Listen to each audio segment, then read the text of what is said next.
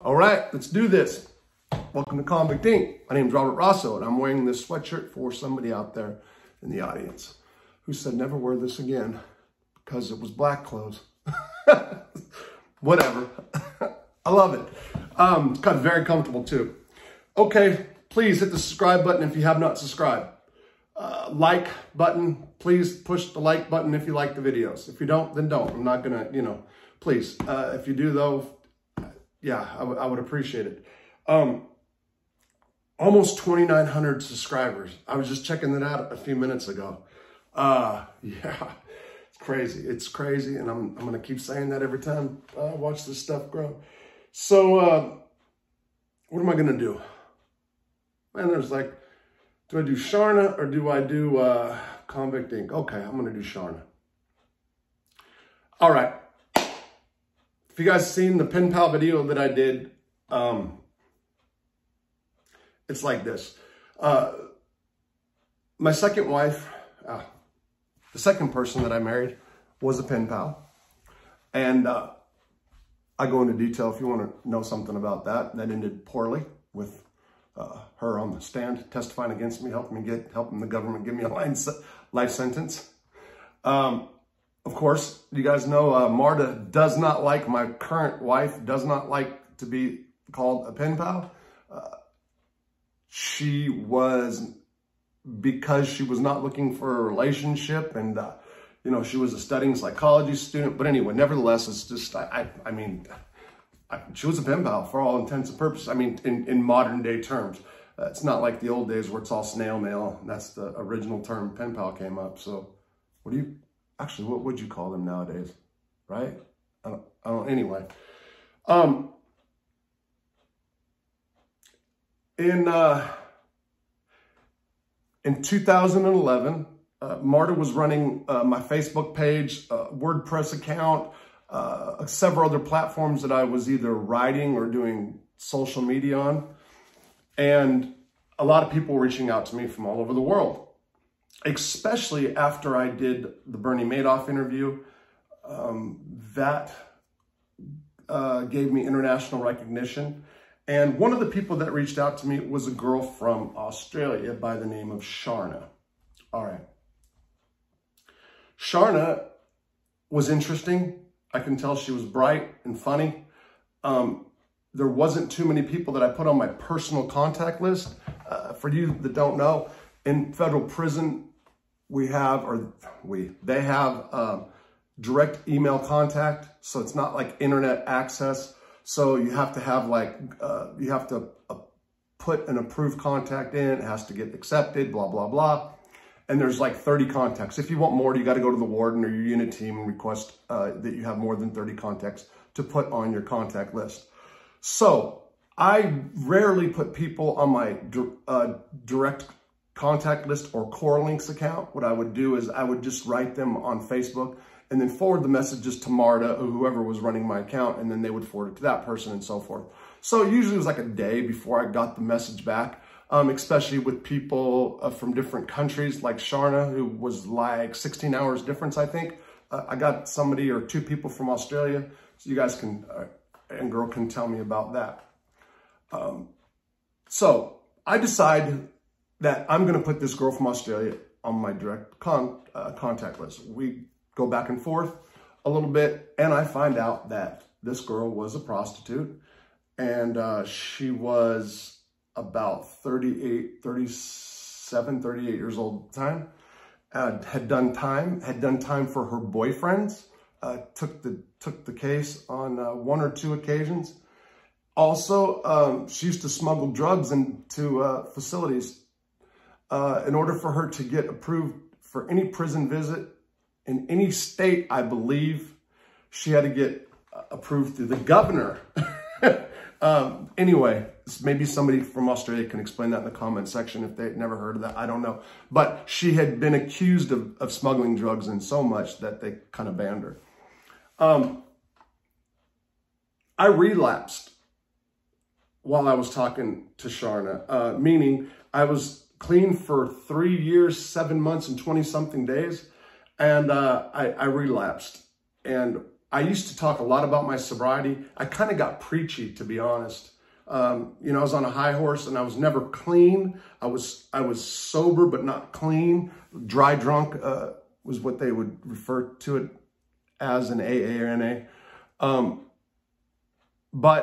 Nevertheless, so I relapsed. Well, when I relapsed, I was in the hole for actually like 90 days, which is unusual, but I was fighting my disciplinary. They had a lot of technicalities on the disciplinary that they wrote me.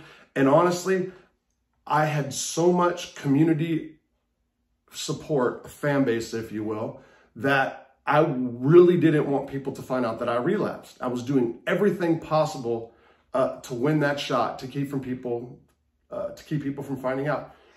Would I have lied? I don't know. Possibly, probably, maybe. I don't know.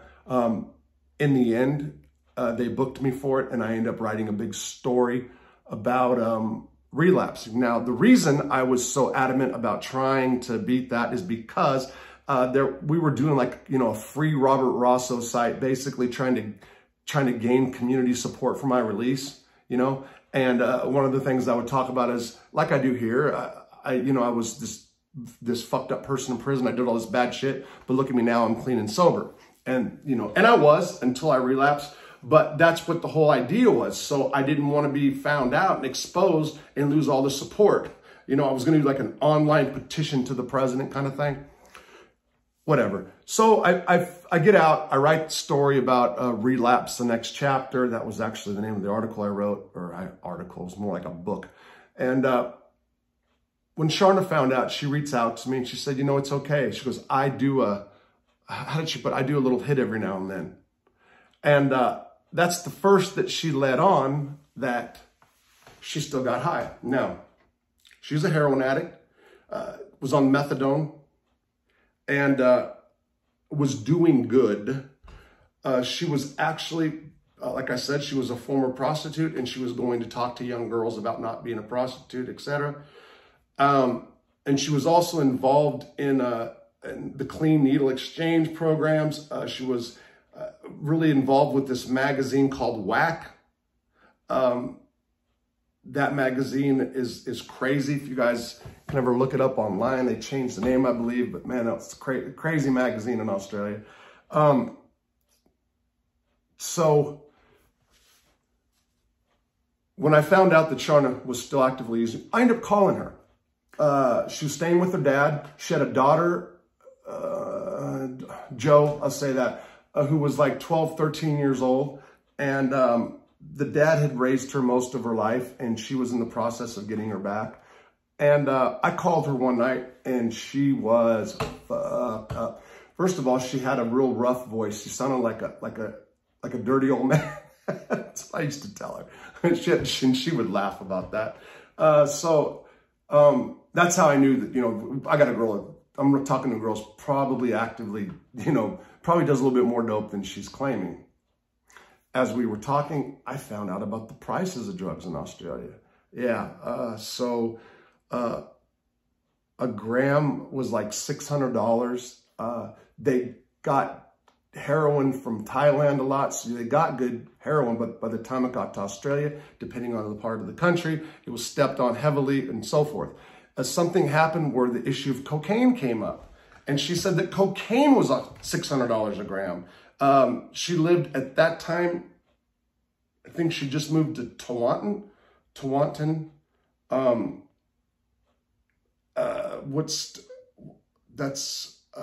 I forgot what part of Australia that is, but somebody knows. That's one of the Aussie people that correspond with me. Anyway, so I just couldn't believe that cocaine was like $600 a gram. That was crazy. And I'm going to tell you something. Up until 2000, so up until when I was about 10 years in prison, I still had like some drug dealing ideas on my mind. People have asked me that before. I think 10 years kind of does something to somebody. Now, I've known people that have gone out. I know people that got out on Obama giving them clemency and went out and sold drugs again. But there was a point in 2005 when I thought I was going to get out of prison. That is, 3 people on my case recanted. And by all means, I probably should have got out. Long story. But I was in 7 years at the time, I would have went out and sold drugs again. 100% for sure. So at this time when I'm talking to Sharna, you know, I've been in almost, what, 12, 13 years, and I was past that drug thing. However, when she said something about cocaine being $500 or $600, it flipped a little switch in my head. I'm not gonna lie. Okay. I had a cellie that was getting out of prison, and his brother was a big coke guy right in North Carolina. And the guy said, hey, Rob, you know, you want me to send you any money? And I said, no. And at the last that I said, you know what though? How about this? Can you get me some coke?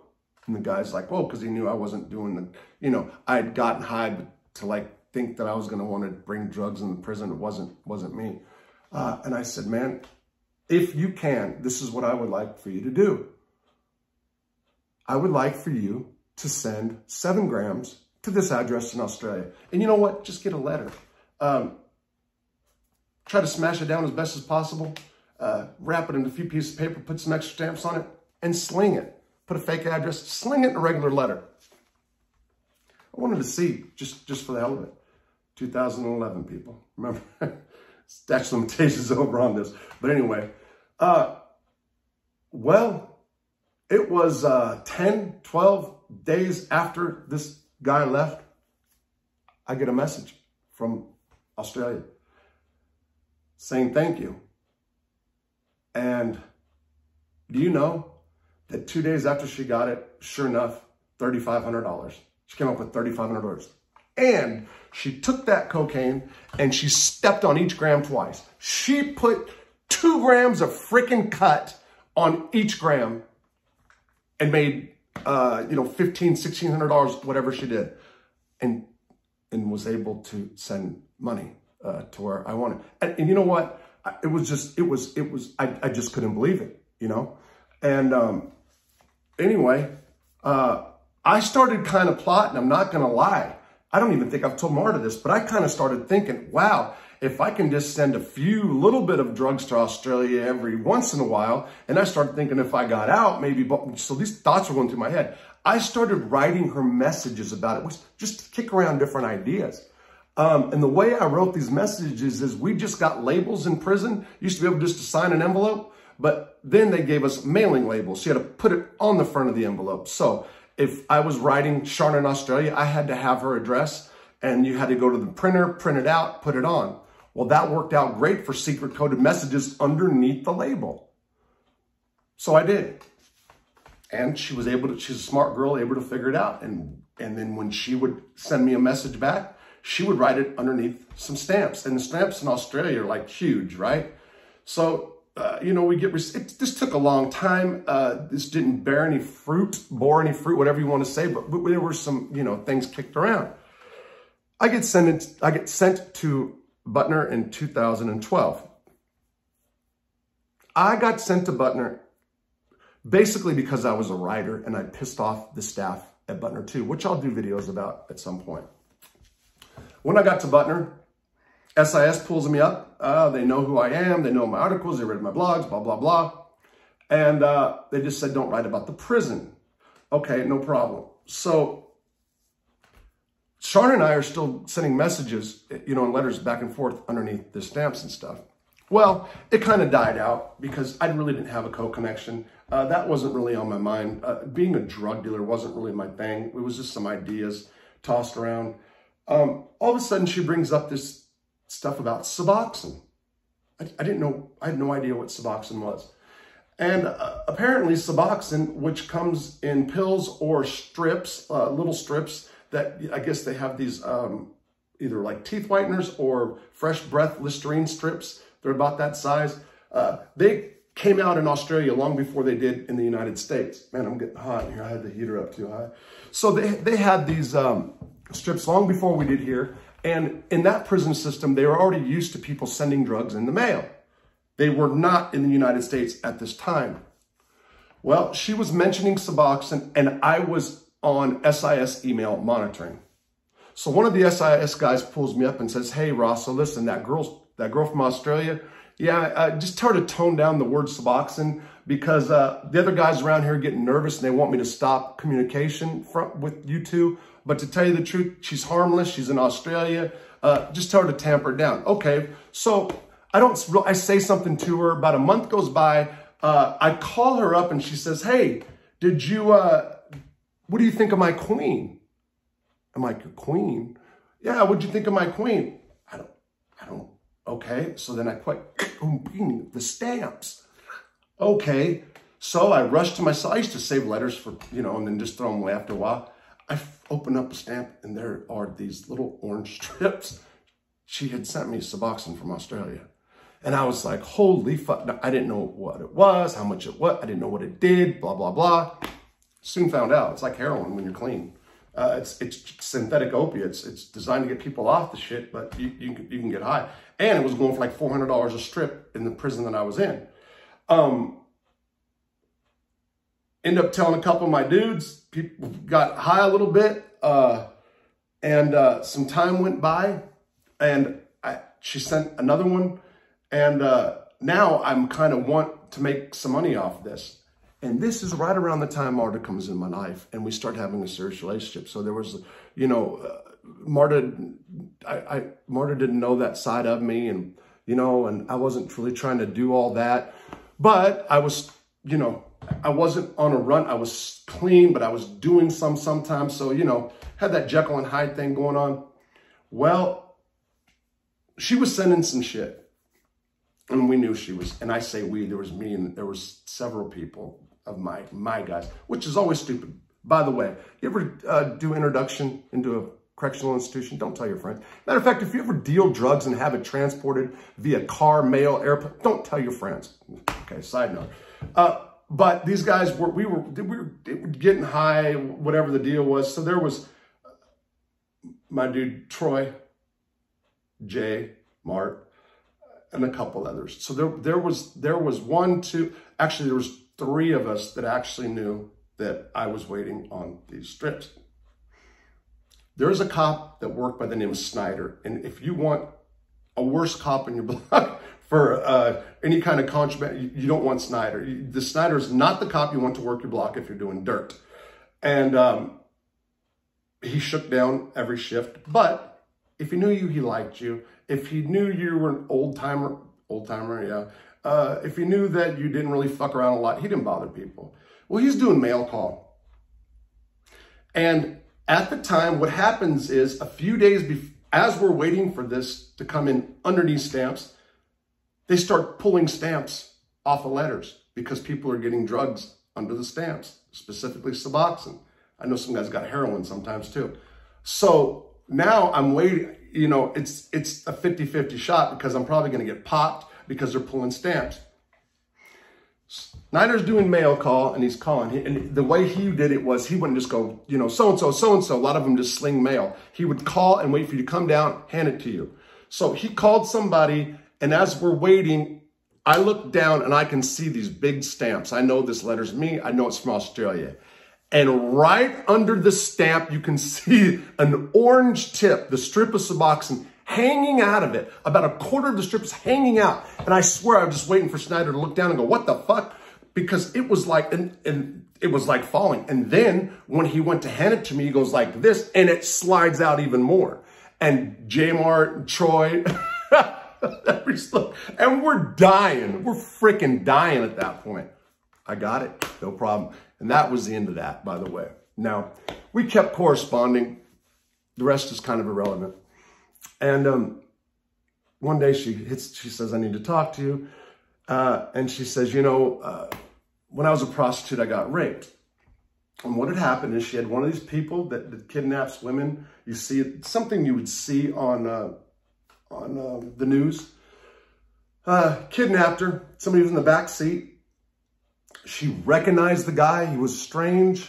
It was some guy's dad that she knew. And he lived out in the country a little ways.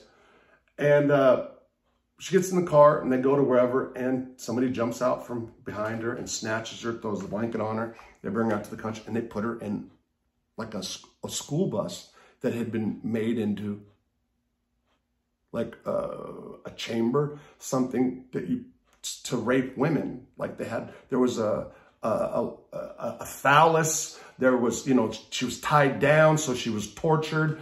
And this all happened to this girl. I've read it. Matter of fact, if I wasn't doing such sloppy frickin' videos, I would go out and I'd go find. I still haven't dug through all that, man. I got all that legal work and stuff. I told you all that shit I wrote home from prison. All these stories are in there. And you know what? I'm going to say this right now. Make a promise to you guys. It is 3 o'clock in Arkansas time on Wednesday, February 2nd. I'm going to do one more video when I do this. I'm going to do 4 today total. 2 are already up. I'm going to go in there. No, to my wife's home tomorrow. I'm going to get them by tomorrow. And I'm going to sort all my paperwork out so I can start going and looking in those papers for stories so I can start getting all my details exactly, you know, match them with stuff I wrote, notes I wrote, articles I wrote, and stuff like that. Anyway, so Sharna tells me that she was raped. The guy let her go for whatever reason, but he didn't let everybody go. He killed some, he got better at his craft and ended up killing people. He got caught. And she had to go back to court and testify. And she didn't want to go testify because she felt like a rat. I think in Australia, they call him a dog. She didn't want to go because she felt like she was some kind of a snitch. And I told her, I said, Sharna, this is a little bit different. In my books, it is. Maybe some people will disagree out there, and I'm sure I probably will. Yeah. Creepy killer, raper, sex offender type guy. Go fucking tell him that piece of shit. But anyway, she did. And it fucked her up. I read the victim impact statement, and it's brutal. I did a piece on thefix.com about this story.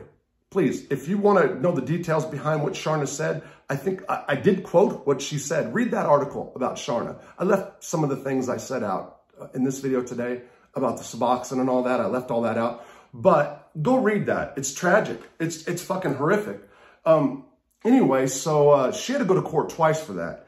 And during his sentencing phase, the dude lunged out and tried to grab her. Yeah, I mean, it was, you know, to add a insult to injury, whatever. Anyway, so that happened. And Sharna's daughter started getting a little, you know, I used to talk to the kid, and she wasn't a kid anymore. She's like 14, 15, doing the boy thing, running around. Sharna started doing more dope, started getting strung out more. You know, she said one of the things she feared the most was for her daughter to find her dead. She's almost knew that she was going to die of a heroin overdose and almost welcomed it. Sad but true. She had several times, you know, went out, and she's old school, meaning she'd tell people, if I go out, leave me out, because if you bring me back on Narcan, you're fucking up my high. That was like how she felt. And so her daughter started, you know, getting a little bit more wide. So she decided to move back towards towards Melbourne area, where the girl's father was, so the father can help with their, you know, and they're closer. Sharna moved back there, and I think a day or so later, she overdosed. That was the first death that I experienced really in prison. Not a family death, a girl that I never met. And it rocked me really hard. Sharna Pipinis, Sharna Mae Pipinis, Pipinis, P-I-P-I-N-I-S, was one of the smartest people I've corresponded with, not taking nothing from my wife, who was a smart girl, and I mean that. Well, I know some people would debate that because she's with me, right? Really smart. And she was like looking into criminology. She just couldn't kick that heroin shit. She couldn't kick the opiates, you know? And she was an anti-religion person, didn't believe in God whatsoever, not at all. And ironically, she died on Easter. And I thought that was kind of like a little joke. It's one thing that kind of made me smile out of the whole thing. She was cremated, and her ashes were thrown in a cemetery where her mom had passed. Mom was laid. And by the way, when Sharna was 17, she found her mom dead of a heroin overdose. Oh my God, I forgot the best part of the story. What an idiot I am. Not the best part, but when Sharna moved back to Melbourne, she got high. She got dope. She got high. And how the story goes is this, and I found this out from Sharna's sister. The daughter, who's now 17, by the way, 17. Her name's Jo, but it's something else, Jo. She knows mom gets high. Mom goes and gets dope from a familiar person to both the daughter and the mom know. They get high. She gets high. Jo's getting ready to go out to party that night. Walks in, sees mom. Mom's breathing funny. Calls up her dad and her dad's girlfriend. And dad's girlfriend was her best friend who ended up with Josie's dad. Jo's, well, whatever. And, sorry. I'm going to go ahead and leave it because I know she wouldn't care. Went in the room, explained to the dad's girlfriend and the dad how she was breathing. And they said, you know what, roll her on her side and just leave her alone. The daughter had Narcan. She was ready to hit her and did not. When she came home that morning, she was blue and she was dead. I believe Sharna would not have wanted her to wake her up. I just know her. And one of the things, she was another one of these people that also took Xanax and got high. I've never done that, but they say it enhances it or something. Sad case, waste of life. Yeah, tragedy. And that was her worst nightmare, was that her daughter finds her dead. And she did.